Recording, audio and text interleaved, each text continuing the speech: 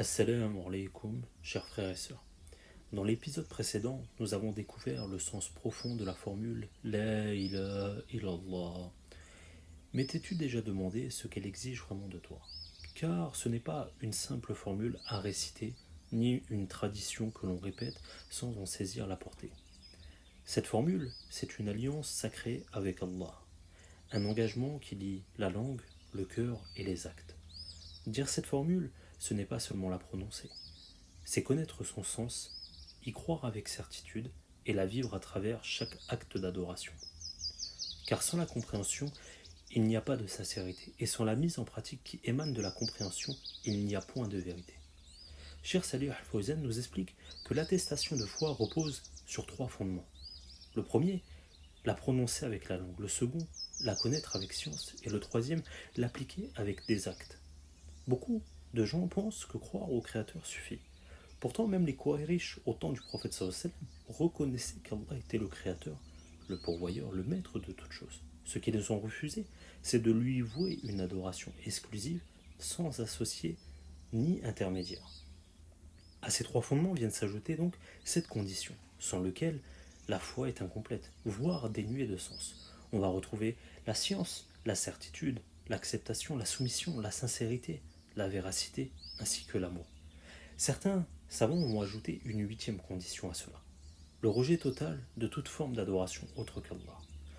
Enfin, ce qu'il faut absolument comprendre et de ne jamais oublier, c'est le tawhid.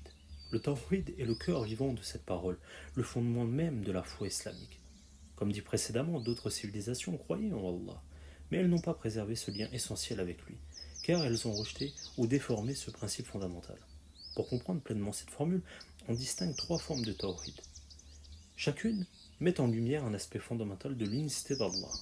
Le premier, le tawhid rububiyya. Il consiste à reconnaître qu'Allah est l'unique créateur, maître et gouverneur de toutes choses, sans aucun associé. C'est lui qui donne la vie, la mort et qui pourvoit à tous les besoins. Le second, le tawhid al-asma wa sifat. Cet aspect repose sur la foi en les noms et les attributs d'Allah tels qu'ils sont mentionnés dans le Coran et la sunna du prophète sallallahu alayhi wa sallam, sans en altérer le sens, les nier, ni les comparer à ceux de la compréhension, la création. Le troisième, pour conclure, c'est le tawhid al-uluhiyya.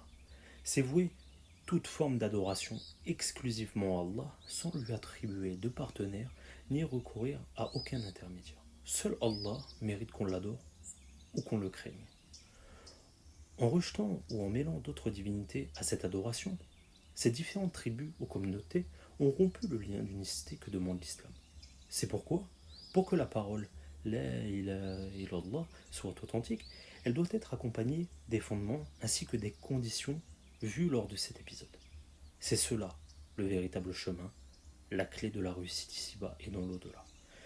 Je demande donc à Allah, chers frères et sœurs, qu'il nous accorde une foi sincère, un tawhid pur, et qu'il offre les récompenses de ce rappel à ma mère décédée, ainsi qu'à mon père et mon épouse qui m'accompagnent encore.